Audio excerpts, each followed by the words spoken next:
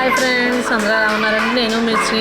ఈ మధ్య video post చేయడం కొద్దిగా లేట్ అవుతుందండి. ఎందుకంటే నాకు కొంచెం కొత్త కదా, ఏ వీడియో పోస్ట్ చేయాలి, ఎలా పోస్ట్ చేయాలి అనేది కొంచెం ముందుకి వెనక్కి చూసుకుంటూ పోస్ట్ చేస్తున్నాను.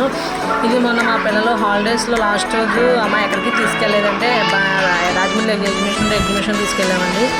చాలా బాగుంది. బయట నుంచి ఏమో రెడ్ కోట్లా ఉంది, లోపల ఏమో తాజ్మహల్ థీమ్ ఇచ్చారు.